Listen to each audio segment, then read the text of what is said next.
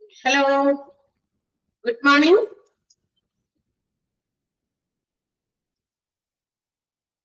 Good morning. Microphone off on. Yes. Hello, good morning. Good morning, Miss.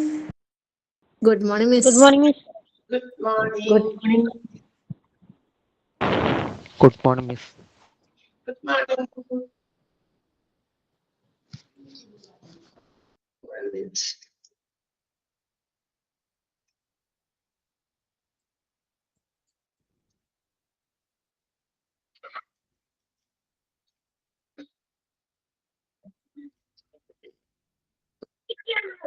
Good morning, ma'am. Good morning.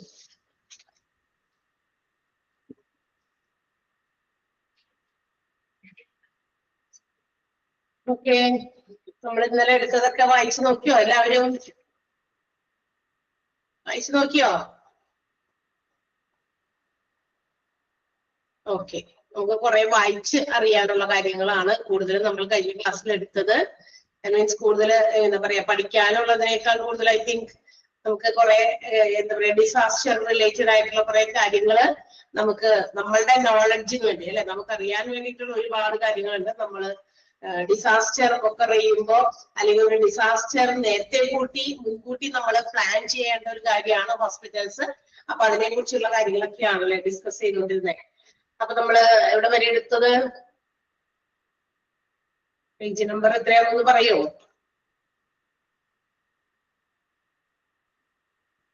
Page number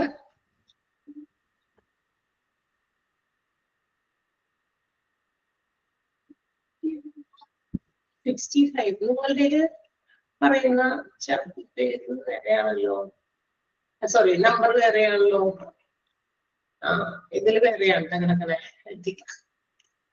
ഇതൊക്കെ നമ്മുടെ കഴിഞ്ഞതാണ്.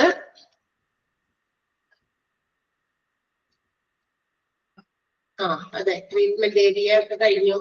Disaster ഫേസിലേക്ക് വന്നിട്ട് treatment area അതാണ് നമ്മൾ കഴിഞ്ഞത് അല്ലെ.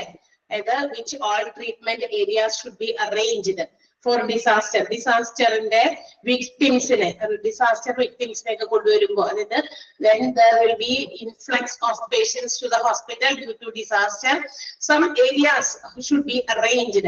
പ്രത്യേകമായിട്ട് ചില അറേഞ്ച്മെന്റുകളൊക്കെ നമ്മളുടെ ഹോസ്പിറ്റൽസിൽ പ്രത്യേകം ഏരിയാസ് വേണം. Okay, yes. അപ്പൊ അതൊക്കെ ഏതൊക്കെയാണ്, അതിന് വേണ്ടിയിട്ടുള്ള പ്രിപ്പറേഷൻസ് ഏതൊക്കെ സ്ഥലത്താണ് ചെയ്യേണ്ടത് എന്നൊക്കെയാണ് നമ്മൾ കഴിഞ്ഞ ക്ലാസ്സിൽ പറഞ്ഞത്. അപ്പൊ ട്രീറ്റ്മെന്റ് ഏരിയാസ് ആണ്. സോ ഇനി അടുത്തത് എന്താ പറയാ, ട്രീറ്റ്മെന്റ് ഏരിയാസ് എല്ലാം എന്താ പറയാ സെറ്റ് ചെയ്ത് കഴിഞ്ഞു. ഏതെല്ലാം സ്ഥലങ്ങൾ എന്തൊക്കെ കാര്യങ്ങൾക്ക് വേണ്ടി, എമർജൻസി ട്രീറ്റ്മെന്റിന് വേണ്ടി, കാഷ്വാലിറ്റിക്ക് വേണ്ടി, പിന്നെ എന്താ പറയാ ICU, അതുപോലെ തന്നെ സൈക്യാട്രി ട്രീറ്റ്മെന്റ്, മെഡിറ്റേഷന് വേണ്ടിയിട്ടുള്ള സ്ഥലങ്ങൾ, ഈച്ച് ആൻഡ് എവറിത്തിങ് എന്ത് കാര്യങ്ങൾക്കും പ്രോപ്പർ ആയിട്ട് ഓരോ ഏരിയാസ് അവര് കൃത്യമായിട്ട് സെറ്റ് ചെയ്ത് കഴിഞ്ഞാൽ എവറിത്തിങ് വിൽ ബി ഓക്കെ. അതല്ലെങ്കിൽ there will be confusions, disturbances അല്ലെ, എങ്ങോട്ട് കൊണ്ടുപോകണം, എവിടെയാണ്, അത് ഇത് എന്നൊക്കെ പറഞ്ഞിട്ട് നെട്ടോട്ടമൊക്കെ ഓടേണ്ടി വരും അല്ലെ. അപ്പൊ അതിനെയൊക്കെ ഒഴിവാക്കാനാണ് ഈ ഡിസാസ്റ്റർ ഫേസില് നമ്മൾ ഇന്ന ഏരിയാസ് ഒക്കെ ഇൻക്ലൂഡ് ചെയ്യുന്നത് നേരത്തെ കൂടി പ്ലാൻ ചെയ്യുന്നത്. ഓക്കെ, ഇനി അടുത്ത കുറച്ച് മെയിൻ പോയിന്റ്സ് കൊടുത്തിട്ടുണ്ട്. Definitive care initiated as soon as possible when the disaster occur. Disaster occur ചെയ്ത് അവിടെ നിന്ന് കൊണ്ടുവരുന്ന വിക്ടിംസിനെ അല്ലെങ്കിൽ കാഷ്വാലിറ്റീസിനെ നമ്മൾ കൊണ്ടുവന്നു കഴിഞ്ഞാൽ ഡെഫിനറ്റീവ് കെയർ എന്തായാലും പ്രത്യേകമായിട്ട് പെട്ടെന്ന് തന്നെ ചികിത്സ ആരംഭിക്കണം. ആസ് സൂൺ ആസ് പോസിബിൾ ആണ്. അതായത് നമുക്ക് there is no time to waste. അവിടെ അത് ചെയ്ത് ഈ അറേഞ്ച്മെന്റ് ചെയ്ത് ആ അറേഞ്ച്മെന്റ് ചെയ്ത് അങ്ങനെ അറേഞ്ച്മെന്റ്സിന് ഒരുപാട് സമയം നമുക്ക് പഴക്കാൻ പാടില്ല. അതുകൊണ്ടാണ് കഴിഞ്ഞ ക്ലാസ്സിൽ ഞാൻ പറഞ്ഞിരുന്നു എവറി ഇയറിൽ once in at a time എങ്കിലും ഒരു പ്രാവശ്യമെങ്കിലും നമ്മൾ അതിന്റെ റിഹേഴ്സൽസ് കണ്ടക്ട് ചെയ്തിരിക്കണം. So when they have prepared, അതായത് ആ രീതിയിൽ അവര് റിഹേഴ്സൽസ് നടത്തി പ്രിപ്പയർഡ് ആയി കഴിഞ്ഞു കഴിഞ്ഞാൽ they can act as soon as possible. പെട്ടെന്ന് തന്നെ ആക്ഷൻസ് ചെയ്യാൻ എല്ലാവർക്കും പറ്റും. ഇങ്ങനെ ഒരു ടക്കേന്നുള്ള ഒരു എന്താ പറയാ ആ ഒരു അനൗൺസ്മെന്റ് നമ്മൾ നേരത്തെ പറഞ്ഞു, മേജർ ഡോക്ടർ എന്നൊക്കെ പറഞ്ഞിട്ട് ഇങ്ങനെ അനൗൺസ്മെന്റ് ടെലിഫോൺ ഓപ്പറേറ്റർ കൊടുക്കുന്നു. അപ്പോഴേക്കും ആരാണോ അതിനെ കമാൻഡ് ചെയ്യാനുള്ള അധികാരമുള്ളവര് വേഗം തന്നെ ഡിസാസ്റ്ററിന് വേണ്ടിയിട്ട് ഒരുങ്ങാനായിട്ടുള്ള ഇൻഫർമേഷൻസ് ഇൻസ്ട്രക്ഷൻസ് പാസ് ചെയ്യുന്നു. ഓൾ ദീസ് തിങ്സ് ഇതെല്ലാം വിതിൻ സെക്കൻഡ്സ് ആണ് നടക്കേണ്ടത്, മനസ്സിലായി. അപ്പൊ അതുകൊണ്ട് തന്നെ ഈ കെയറിംഗ് കൊടുക്കുന്ന കാര്യത്തിൽ ഒട്ടും വൈകാൻ പാടില്ല. as soon as possible അത് കൊടുക്കണം. Data received recorded and directed to the. ഇനി ഇതുമായിട്ട് ബന്ധപ്പെട്ട് നമുക്ക് കുറെ ഡാറ്റാസ് ഒക്കെ പ്രിപ്പയർ ചെയ്യേണ്ടി വരും. കൊണ്ടുവരുന്ന പേഷ്യൻസ് ഏത് തരത്തിലുള്ളതാണ്, എങ്ങനെയുള്ളതാണ്, ചിലപ്പോൾ അവരുടെ പേരും വിവരങ്ങളും ഒക്കെ നമുക്ക് ചിലപ്പോൾ ശേഖരിക്കാൻ പറ്റിയെന്ന് വരില്ല. ബിക്കോസ് ഒരുപാട് പേരെ കൊണ്ടുവരാണല്ലോ. ഇവരാരാണ്, എന്താണെന്നൊക്കെ പേരും വിവരവും അഡ്രസ്സും മേടിച്ചു വെച്ചിട്ട് നമുക്ക് ചികിത്സ ആരംഭിക്കാനായിട്ട് സാധിക്കില്ല. So what necessary datas are ഇത്, അവർക്ക് കിട്ടുന്ന ഇൻഫോർമേഷൻസ് ഡാറ്റാസ് എന്താന്ന് വെച്ചാൽ അത് കളക്ട് ചെയ്ത് എന്ത് രീതിയിലുള്ള രോഗമാണെങ്കിലും അവർക്ക് മനസ്സിലാക്കി എടുക്കാനും അതൊക്കെ റെക്കോർഡ് ചെയ്യാനും അതപ്പം പെട്ടെന്ന് എന്താ പറയുക ഓഫീസ് പരമായിട്ടുള്ള കാര്യങ്ങൾ ചെയ്യുന്ന, അതുപോലെ തന്നെ അഡ്മിഷൻ നമ്മുടെ ഹോസ്പിറ്റലിൽ അഡ്മിറ്റ് ചെയ്യേണ്ട സ്ഥലങ്ങൾ, അതുപോലെ പബ്ലിക് റിലേഷൻസ് ഓഫീസർ, അത് ഇവർക്കൊക്കെ പെട്ടെന്ന് ഈ പറയുന്ന ഇൻഫോർമേഷൻസ് റിലീസ് ചെയ്യണം. കാരണം datas when it is receive, ഏത് തരത്തിലുള്ള ഡാറ്റാസ് കിട്ടിയാലും അത് ഈ പറയുന്ന ഓഫീസുകളിലേക്ക്, അതായത് നമ്മുടെ ഹോസ്പിറ്റൽസിന്റെ ബിസിനസ് സംബന്ധമായിട്ടുള്ള ഫിനാൻസ് സംബന്ധമായിട്ടുള്ള കാര്യങ്ങൾ കൈകാര്യം ചെയ്യുന്ന ആ ഡിപ്പാർട്ട്മെന്റിലേക്കും അഡ്മിഷൻ ഓഫീസിലേക്കും പബ്ലിക് റിലേഷൻ ഓഫീസിലേക്കും ഒക്കെ ഈ പറയുന്ന കാര്യങ്ങളൊക്കെ കോർഡിനേറ്റ് ചെയ്യാൻ വേണ്ടി everything should be released as soon as possible.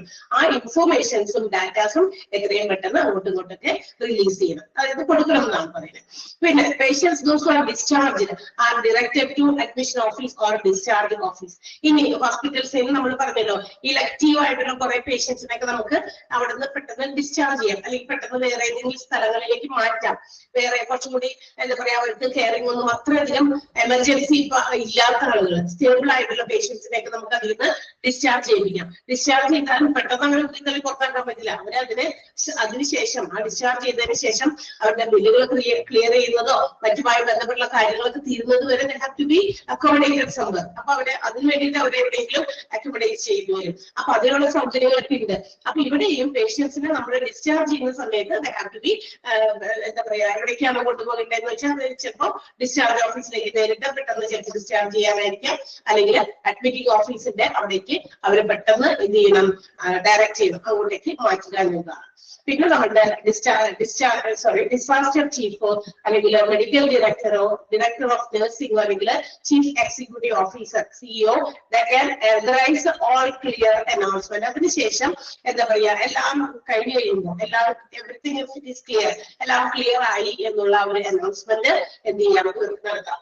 അതായത് ഡിസാസ്റ്ററിന് വേണ്ടിയിട്ടുള്ള കാര്യങ്ങളും പ്രിപ്പറേഷൻസ് അറേഞ്ച്മെന്റ്സ് എല്ലാ സജ്ജീകരണങ്ങളും നോക്കിയാണ് എങ്കിൽ അവർക്കാണ് അതിന്റെ അധികാരം വയ്ക്കാൻ അനൗൺസ് ഓൾ ക്ലിയർ എന്നുള്ള കാര്യങ്ങൾ. കാരണം എല്ലാവരും കറക്റ്റ് ആയിട്ട് എത്തിയിട്ടുണ്ട്, എല്ലാ കാര്യങ്ങളും ഭംഗിയായിട്ട് ചെയ്തിട്ടുണ്ട് എന്നുള്ളത് ഉറപ്പുവരുത്തി കഴിഞ്ഞാൽ എവറിത്തിങ് ഈസ് ക്ലിയർ അല്ലെങ്കിൽ ഓൾ ക്ലിയർ എന്നൊരു അനൗൺസ്മെന്റ് ഈ പറയുന്ന ആരൊക്കെയാണ് disaster chief, medical director or director of nursing അല്ലെങ്കിൽ സിഇഒ. ഓക്കെ, അപ്പൊ അവർക്കാണ് അതിന്റെ അധികാരം. And the telephone operator also can make all clear announcement over the public address system. അതായത് അവരുടെ പൊതു എന്താ പറയാ അറിയിപ്പുകളൊക്കെ കൊടുക്കുന്ന ഒരു സിസ്റ്റം ആണ് ഉദ്ദേശിക്കുന്നത്.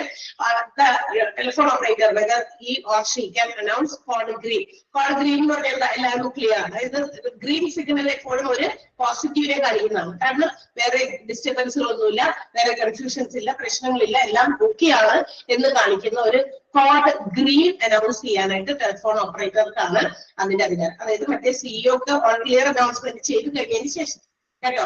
അപ്പൊ ഇത്തരം കാര്യങ്ങളെല്ലാം നമ്മളുടെ എല്ലാം ഭംഗിയാക്കി പെട്ടെന്നുള്ള ട്രീറ്റ്മെന്റ് കൊടുക്കുന്നു, ഡാറ്റാസും ഇൻഫോർമേഷൻസും എല്ലാ ഡിപ്പാർട്ട്മെന്റുകളിലേക്കും ആവശ്യം വേണ്ട ഡിപ്പാർട്ട്മെന്റിലേക്ക് ഹാൻഡ് ഓവർ ചെയ്യുന്നു, അത് റിലീസ് ചെയ്യുന്നു.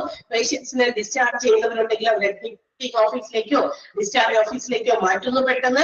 അതുപോലെ തന്നെ ഡിസാസ്റ്റർ ചീഫ് അല്ലെങ്കിൽ മെഡിക്കൽ ഡയറക്ടർ അല്ലെങ്കിൽ നഴ്സിംഗ് ഡയറക്ടർ അല്ലെങ്കിൽ സിഇഒ അനൗൺസ് ഓൾ ക്ലിയർ, എല്ലാം ക്ലിയർ ആയി എന്നുള്ള ഒരു അനൗൺസ്മെന്റ് നടത്തുന്നു. And at the same time telephone operator he or she, അത് ആരാണോ അവർക്ക് അതിന്റെ എന്താ പറയാ കോഡ് ഗ്രീൻ എന്ന് പറയുന്ന ഒരു അനൗൺസ്മെന്റ് നടത്താവുന്നതാണ്. ഓക്കെ, അത് പബ്ലിക് ഇൻഫോർമേഷന് വേണ്ടിയിട്ടാണ് കോഡ് ഗ്രീൻ കൊടുക്കുന്നത്. എല്ലാം ശുഭമാണ്, കുഴപ്പമില്ല എന്നുള്ള രീതിയിൽ. ക്ലിയർ ആയോ ഈ പോയിന്റ്സിൽ ഞാൻ പറയുന്ന ഒരു എന്താ പറയാ 2 പോയിന്റുകളൊന്ന് അണ്ടർലൈൻ ചെയ്യട്ടെ. ലാസ്റ്റത്തെ 2 points, disaster chief, medical director, director of nursing, CEO may authorize and all clear announcements. അത് അവർക്കാണ് അതിന്റെ ആ ഒരു ഓതറൈസേഷൻ അധികാരം കൊടുത്തിരിക്കുന്നത്.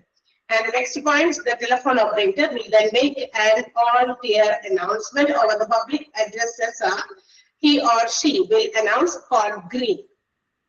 He or she എന്നിട്ട് ഒരു സ്ലാഷ് ഉണ്ട് അവിടെ.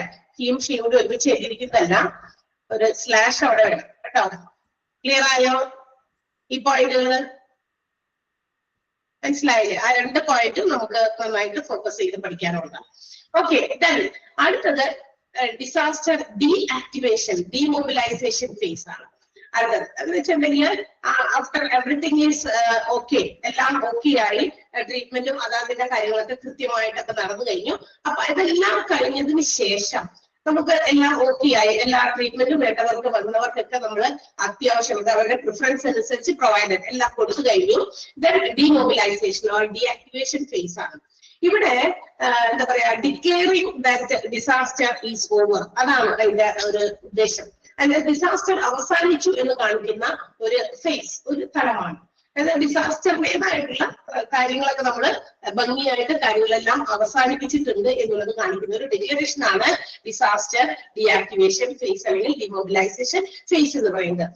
ഇപ്പോ ഇവിടെ ഈ ഒരു ഡീആക്ടിവേഷൻ എന്ന് പറയുന്ന ഒരു decision can be taken by the hospital emergency plan.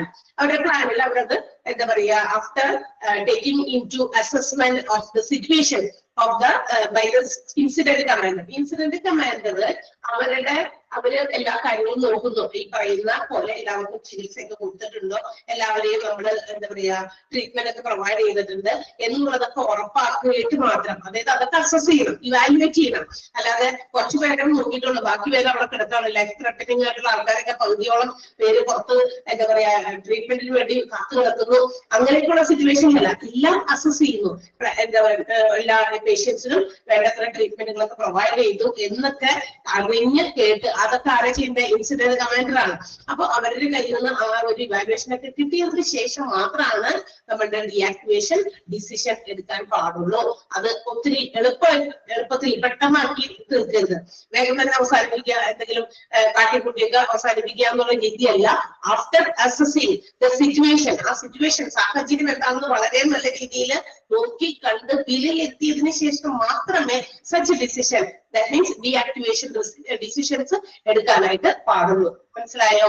അത് മറ്റ് ഹോസ്പിറ്റൽ ഡിപ്പാർട്ട്മെന്റ്സോ മറ്റ് അഡ്മിനിസ്ട്രേറ്റേഴ്സിനോ ഒക്കെ ആയിട്ട് ഇൻസിഡന്റ് കമാൻഡറൊക്കെ ആയിട്ട് കൺസൾട്ട് ചെയ്ത് അവരുടെ ഒക്കെ തീരുമാനം അറിഞ്ഞ് എവിടെയും നോക്കിയാണ് എല്ലാം കംപ്ലീറ്റ് ചെയ്തു എന്നുള്ളതൊക്കെ നോക്കി അറിഞ്ഞ് അസസ് ചെയ്ത് കൃത്യമായി വിലയിരുത്തി, അതാണ് പറഞ്ഞിരിക്കുന്നത്, കറക്റ്റ് ഇവാലുവേഷൻ നടത്തിയതിനു ശേഷം മാത്രം. ഡീആക്ടിവേഷൻ എപ്പോഴും നടത്തുമ്പോൾ it should not be too early and also too late. ഒത്തിരി നേരത്തെയും ആകാൻ പാടില്ല, ഒത്തിരി വൈകിയും ആകാൻ പാടില്ല. ഒത്തിരി നേരത്തെ ആയി കഴിഞ്ഞാൽ ചിലപ്പോൾ ചില ആളുകളെ ട്രീറ്റ്മെന്റ് ഒന്നും കൊടുത്തിട്ടുണ്ടാവില്ല, അറിയാതെയും കേൾക്കാതെയൊക്കെ വേഗം തന്നെ ഡീആക്ടിവേറ്റ് ചെയ്തിരിക്കുന്നു, പ്ലാൻ അവസാനിപ്പിച്ചിരിക്കുന്നു എന്നുള്ള ഒരു എന്താ പറയാ അനൗൺസ്മെന്റ് ഒന്നും നടത്താൻ പാടില്ല. ഓക്കെ, അത് വളരെ എളുപ്പത്തിലും ആകാൻ പാടില്ല, അതേപോലെ തന്നെ അധികം ലേറ്റ് ആകാനും പാടില്ല. ഇതെന്ന് പറയുന്നത് ഈ ഡീആക്ടിവേഷൻ ഇൻ എമർജൻസി പ്ലാൻ, ഈ എമർജൻസി പ്ലാനിൽ ഡീആക്ടിവേഷൻ നമ്മൾ വിചാരിക്കും അത്ര എളുപ്പമല്ലേ, അവിടെ പറഞ്ഞാൽ പോരെയെന്ന്. പക്ഷെ ഇത് നമുക്ക് അത്ര എളുപ്പത്തിൽ ചെയ്യാൻ പറ്റില്ല. Because all the staff will be engaged in that disaster plan. ഡിസാസ്റ്ററിന്റെ അകത്ത് ഒരു രോഗികളെ ശുശ്രൂഷിക്കുന്നതിലും അങ്ങോട്ട് ഓടുന്നതിലും ഇങ്ങോട്ട് ഓടുന്നതിലൊക്കെ എല്ലാവരും എൻഗേജ് ചെയ്ത് എല്ലാ സ്റ്റാഫും വളരെയധികം ക്ഷീണിതരായിരിക്കും അല്ലെ. അപ്പോ ആ ഒരു എന്താ പറയാ ഇത് ഉള്ളതുകൊണ്ട് തന്നെ, കാരണം ആളുകൾ ടയേർഡ് ആയിക്കൊണ്ടിരിക്കും സ്റ്റാഫുകളൊക്കെ.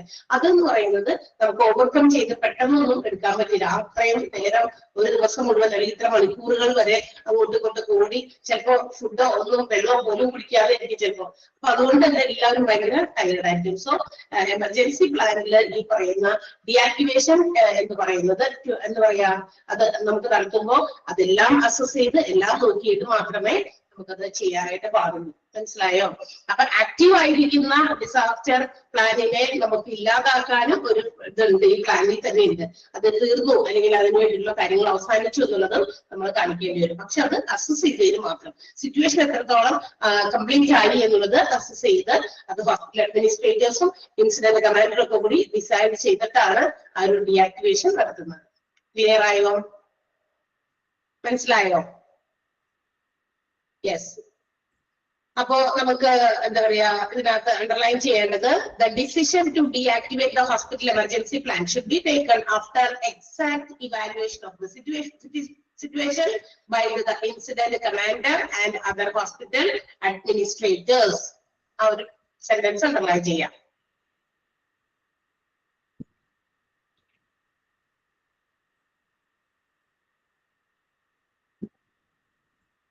ഓക്കെ, ഒരു പ്രാവശ്യം ഡീആക്ടിവേറ്റ് ചെയ്ത ഡിസാസ്റ്റർ പ്ലാനിനെ വീണ്ടും ആക്റ്റീവ് ആക്കാനായിട്ട് പറയാനൊന്നും പറ്റുന്നില്ല. കാരണം ഓൾറെഡി അവര് എന്താ പറയാ, എല്ലാവരും each and every one, physicians ആയിക്കോട്ടെ, നഴ്സസ് ആയിക്കോട്ടെ, പാരാമെഡിക്കൽ സ്റ്റാഫ്, മറ്റ് സ്റ്റാഫുകളൊക്കെ എല്ലാവരും ചെയ്യുന്നതായിരിക്കും. പിന്നെ ഒന്നുകൂടി അയ്യോ ഇത് തെറ്റായ ഇൻഫോർമേഷൻ ആണ്, നമുക്ക് ഒന്നുകൂടി ആക്റ്റീവ് ആക്കണം എന്നൊക്കെ പറഞ്ഞു കഴിഞ്ഞാൽ ഇറ്റ്സ് വെരി ഡിഫിക്കൽട്ട്. അത് അത്ര എളുപ്പമുള്ള കാര്യമല്ല.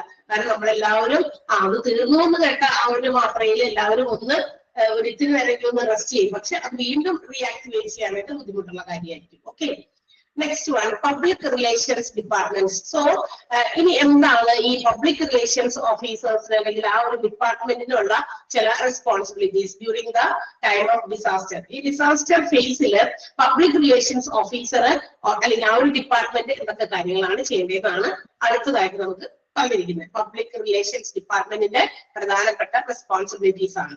First one, issues informations and messages to medias. മീഡിയാസിന് വേണ്ട ഇൻഫർമേഷൻസും അതുപോലെ തന്നെ മെസ്സേജുകളൊക്കെ കൈമാറുക. അതായത് ഹോസ്പിറ്റൽസിൽ ഈ പറയുന്ന ഡിസാസ്റ്ററിൽ കൊണ്ടുവരുന്ന പേഷ്യൻസ്, അവരുടെ സിറ്റുവേഷൻസ്, അതിൽ എത്ര പേര് മരണപ്പെട്ടിട്ടുണ്ട്, ഒരു മരണത്തിനോട് മല്ലടിക്കുന്ന ആളുകളുണ്ടോ, അല്ല ഒരു കുഴപ്പമില്ല, എല്ലാവരും ഓക്കെ ആണ്, എല്ലാവരും സ്റ്റേബിൾ ആണ്, യാതൊരു എന്താ പറയാ സീരിയസ് ആയിട്ടുള്ള ഇഷ്യൂസ് ഉള്ള പേഷ്യൻസ് ഇല്ല എന്നുള്ളതോ, എന്ത് മെസ്സേജസ് ആണോ, എന്ത് ഇൻഫർമേഷൻസ് ആണോ അത് മീഡിയാസിന് നല്ല രീതിയിൽ എത്തിക്കേണ്ടത് പബ്ലിക് റിലേഷൻസ് ഡിപ്പാർട്ട്മെന്റ് ആണ്. അല്ലെ, ചിലരൊക്കെ അങ്ങനെയൊക്കെ എത്തിക്കും, പക്ഷെ അത് മീഡിയാസിന് ഇങ്ങനെ കറക്കി തിരിച്ച് ഒത്തിരി ആളുകൾക്ക് അങ്ങനെ സംഭവിച്ചു, ഇത്ര പേരെ അങ്ങനെ അങ്ങനെയൊക്കെ പറഞ്ഞിട്ട് അവർ കുറച്ചുകൂടി പൊലിപ്പിച്ചൊക്കെ പറയും. അല്ലെ, നമ്മൾക്ക് എന്താ പറയാ വാർത്തകളായിട്ട് ലൈവായിട്ടുള്ള വാർത്തകളോ അല്ലെങ്കിൽ പേപ്പേഴ്സിലോ ഒക്കെ അവർക്ക് ഇങ്ങനെ കുറച്ചൊക്കെ പൊക്കി പറഞ്ഞാലാണല്ലോ അവരുടെ ചാനലിനും വാർത്തകൾക്കും കുറച്ച് ഇതുണ്ടാവുള്ളൂ. അപ്പൊ അതിന് വേണ്ടിയിട്ട് പക്ഷെ കറക്റ്റ് ആയിട്ടുള്ള ഇൻഫർമേഷൻസ് നമ്മുടെ പബ്ലിക് റിലേഷൻസ് ഡിപ്പാർട്ട്മെന്റ് കൈമാറണം. Acts as mediator between administration and patient relatives. പേഷ്യൻസിന്റെ സ്വന്തക്കാരോ ബന്ധക്കാരൊക്കെ ആരെങ്കിലും ഒക്കെ വന്നിട്ടുണ്ടെങ്കിൽ അവരും, അതുപോലെ തന്നെ നമ്മുടെ ഹോസ്പിറ്റലിന്റെ അഡ്മിനിസ്ട്രേഷൻ വിഭാഗവുമായിട്ടുള്ള ഒരു മീഡിയേറ്റർ ആണ്. ഹോസ്പിറ്റൽ അഡ്മിനിസ്ട്രേറ്റർ മീൻസ് നമ്മളെല്ലാവരും പഠിച്ചിട്ട് കഴിഞ്ഞ് ഹോസ്പിറ്റൽ അഡ്മിനിസ്ട്രേറ്റേഴ്സ് ആകുന്നു.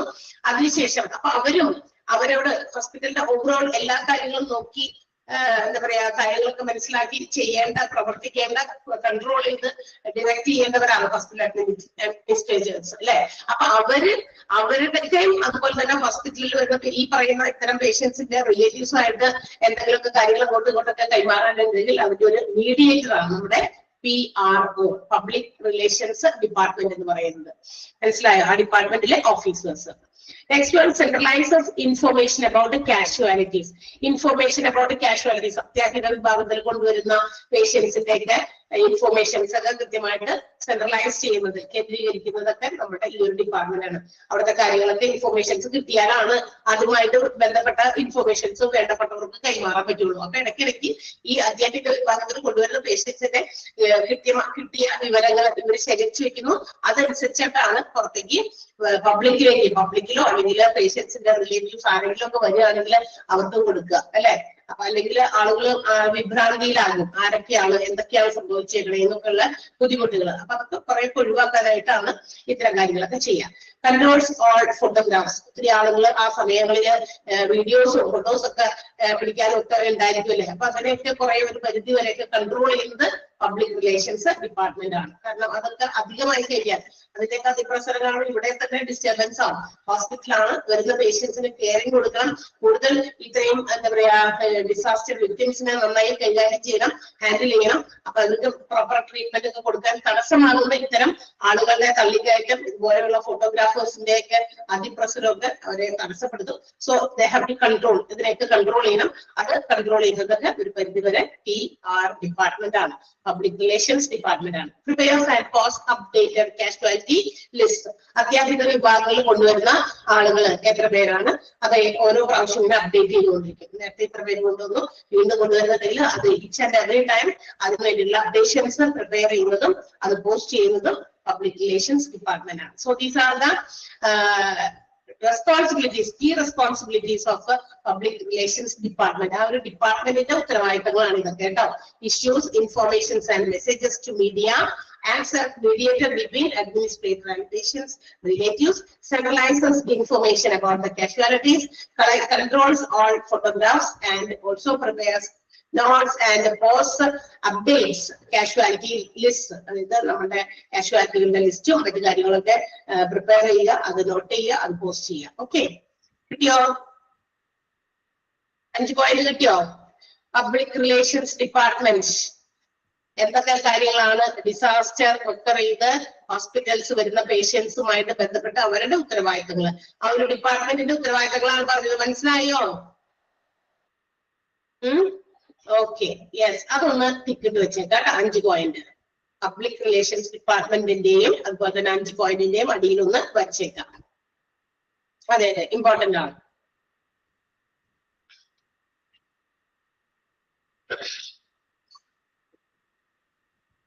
ഓരോ ഡിപ്പാർട്ട്മെന്റിലെയും പേഴ്സണൽസ്, ദാറ്റ് മീൻസ് ജോലിക്കാര് എന്തൊക്കെയാണ് ചെയ്യേണ്ടതെന്നാണ് ഈ പറയുന്നത്.